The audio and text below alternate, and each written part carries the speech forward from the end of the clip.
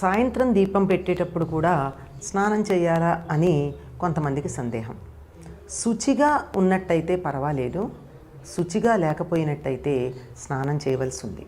అందులోనూ ముత్తైదులైనటువంటి వారికి అంత పెద్ద పట్టింపులు ఉండవు. మామూలుగానే నిత్యం కూడా తలస్నానం చేయాల్సిన అవసరం లేదు, కంఠ స్నానం సరిపోతుంది, పసుపు నీళ్ళు చల్లుకుంటే అంతకన్నా సరిపోతుంది.